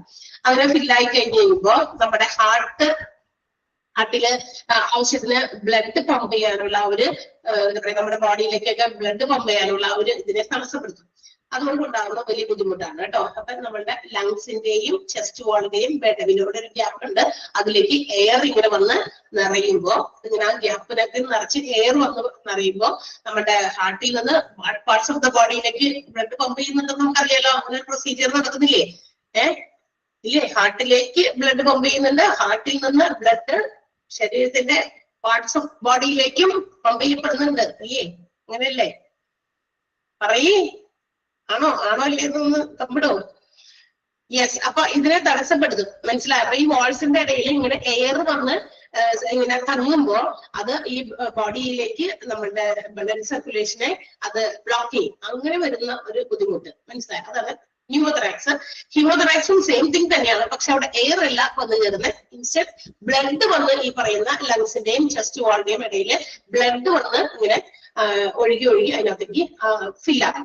അങ്ങനെ വരുമ്പോഴും പ്രശ്നമാണ്. അങ്ങനെ വരുമ്പോ അത് വരുന്നത് സാധാരണ പല സർജറീസിൽ ഇതിൽ വരുന്നതാകാം, അല്ലെങ്കിൽ ക്യാൻസർ സംബന്ധമായിട്ടൊക്കെ വരുന്നതാകാം. അങ്ങനെയുള്ള രോഗങ്ങൾ, അതിൽ നിന്നും ബുദ്ധിമുട്ട് അനുഭവിക്കുന്നവര്, ഫേസ് ചെയ്യുന്നവര്.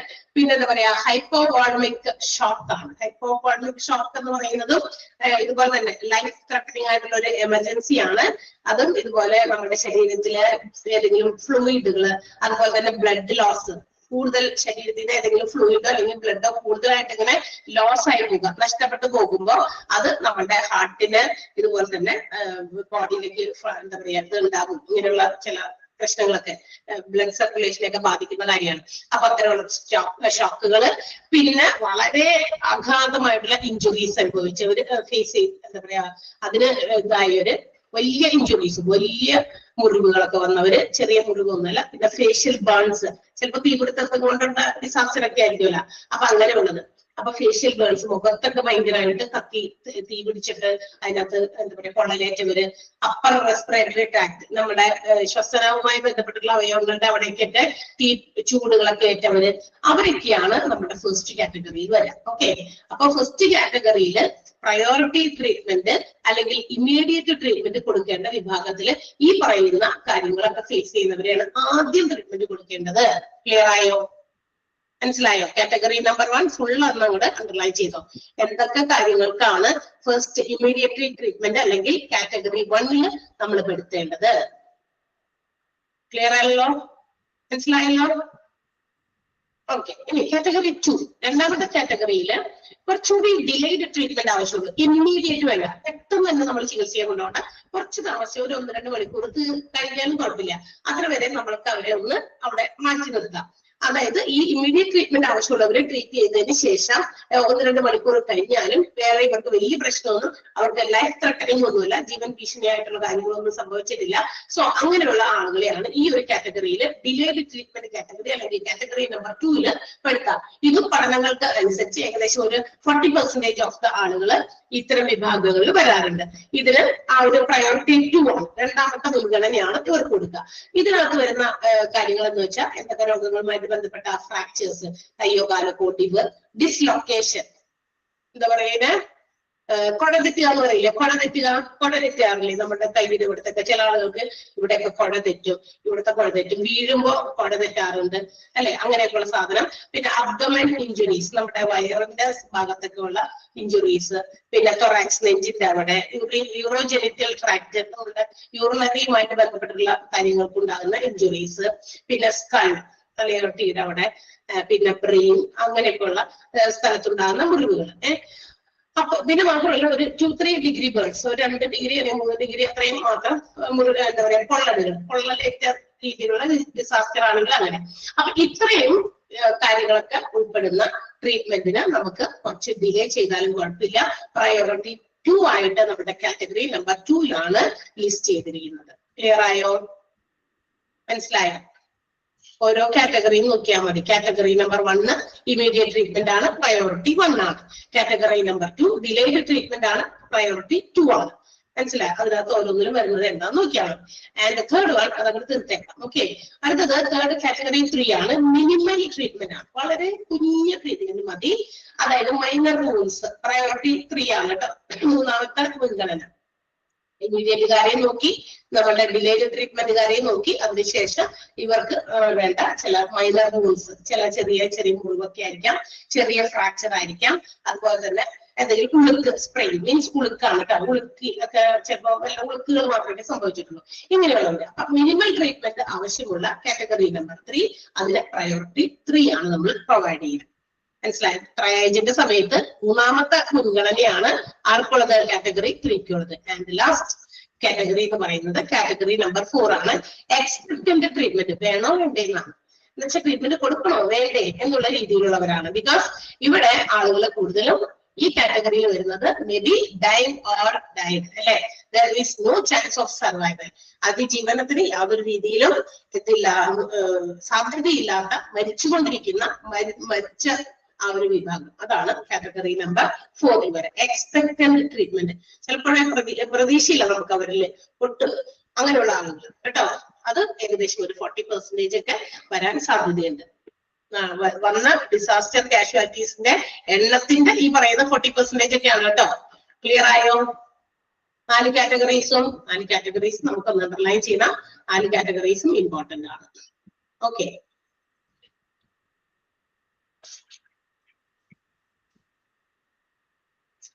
ക്ലിയർ ആയി? യെസ്, അതൊന്ന് വായിച്ചു നോക്കിയേ ആ 4 കാറ്റഗറി. അടുത്ത ടോപ്പിക് അടുത്തത് ടാഗിങ് ആണ്. ടാഗിങ് ഉടനെ നമുക്ക് നാളെ എടുക്കാം. ഈ സാധനം തന്നെ ടാഗ് ചെയ്തിരിക്കുന്നു, അത്രേ ഉള്ളൂ കേട്ടോ. ഇപ്പൊ നമ്മൾ കാറ്റഗറൈസ് ചെയ്തില്ലേ, കാറ്റഗറി നമ്പർ 1, 2, 3, 4 എന്ന് പറയുന്ന കാറ്റഗറീസിന് ഓരോ ടാഗ് പ്രൊവൈഡ് ചെയ്യുന്നു. അതിന് ഒരു കളേഴ്സ് ഉണ്ടായിരിക്കും. ആ കളറാണ് അടുത്തത് പറയുന്നത്. നമുക്ക് അടുത്ത ക്ലാസ്സിൽ എടുക്കാം.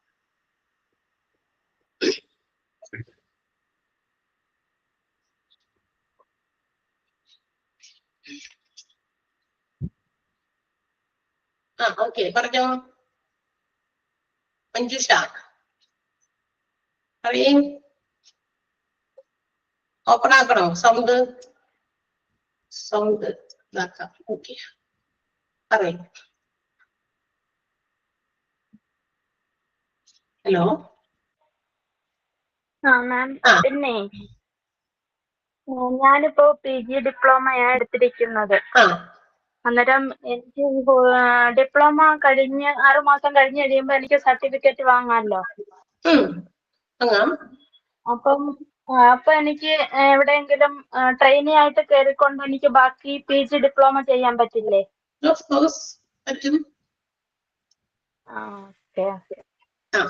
അതായിരുന്നോ അറിയാനില്ലായിരുന്നേ? പറ്റുമല്ലോ, തീർച്ചയായിട്ടും പറ്റും. നമ്മളുടെ ഡിഗ്രി വെച്ചിട്ട് നമുക്ക് അപ്ലൈ ചെയ്യാം. ട്രെയിനിങ്ങിന് ആവശ്യമായാലും നിങ്ങൾക്ക് കിട്ടുകയാണെങ്കിൽ തീർച്ചയായിട്ടും അത് ഉപയോഗിക്കാം. നമ്മൾ PG ചെയ്തുകൊണ്ടിരിക്കുകയാണെന്നുള്ളതും അവരെ അറിയിക്കുക. അത് കഴിയുമ്പോൾ നിങ്ങളുടെ PG കോഴ്സ് കംപ്ലീറ്റ് ചെയ്യും, നിങ്ങളുടെ സർട്ടിഫിക്കറ്റ് നിങ്ങൾക്ക് വാങ്ങിക്കാം. അതൊക്കെ പറ്റും കേട്ടോ. Yes, okay okay, thank you. അപ്പൊ നമുക്ക് അടുത്ത ദിവസം അടുത്ത ദിവസം okay okay, see you. Thank you. Okay, Thank you, ma'am. Thank you, Miss. Thank you, ma'am. Thank U.